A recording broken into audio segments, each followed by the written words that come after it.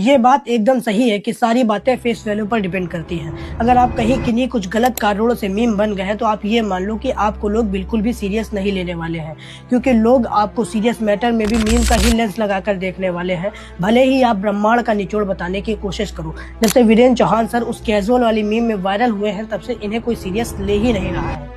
और एक छोटा सा प्रॉम्प्ट बनाकर चैट जीपीटी को दे दीजिए और देखिए कि वो क्या डाटा देता है। ज्यादा संभावना है कि वह डाटा देगा जो अपर कास्ट को सुहाता है। अब दूसरी बात पर आते हैं। वीरेंद्र चौहान सर कितनी अच्छी बात कह रहे हैं कि चैट जीपीटी, जेमिनी, क्लाउड की इमेज जैसे जनरेटिव एआई बायस्ड है, और ये बात उन्होंने कोई हवा में नहीं कही है, इसके पीछे भी फैक्ट्स हैं। इन सारे एआई मॉडल्स को जिन डॉक्यूमेंट्स, स्क्रिप्चर्स और सोर्सेज के आधार पर ट्रेंड किया गया, उन्हें ज्यादातर किसने लिखा है? Upper caste power holding section ने।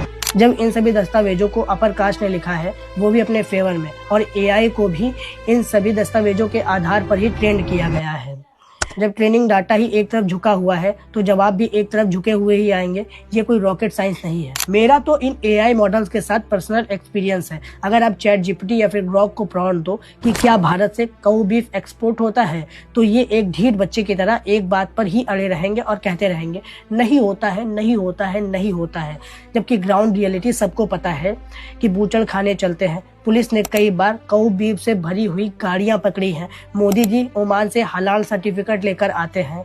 सुधांशु त्रिवेदी कह चुके हैं कि नॉर्थ ईस्ट में मिथुन का मांस खाया जाता है, और विदेश से लोग वीडियो भी प्रसारित कर रहे हैं। लेकिन ये एआई मॉडल्स मानने को तैयार ही नहीं है, क्योंकि इन्हें ऐसे ही ट्रेंड किया गया है कि भारत में काऊ बीफ पूरी तरह से बैन है। और आखिर में मैं केवल एक ही बात कहूंगा कि एआई बायस्ड है, क्योंकि उसके पास दिमाग नहीं है। ये बात हम सभी लोग बहुत पहले से जानते हैं, लेकिन अपने दिमाग को बिल्कुल भी बायस्ड मत होने दो। चिंतन करो, मनन करो, टॉपिक को सोचो, समझो, तब सवाल करो।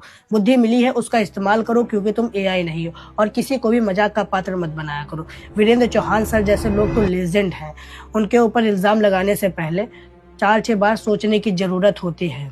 और वीरेंद्र चौहान सर ही नहीं, ऐसे तमाम लोग हैं जो कि बहुत अच्छी बातें करते हैं। जैसे अपने नकुल ढुल भाई को ही ले लो, जिनसे मैं बहुत कुछ सीखता हूँ, लेकिन लोगों ने उन्हें मजाक में लिया है, इसीलिए वो मजाक में चल ही रहे हैं।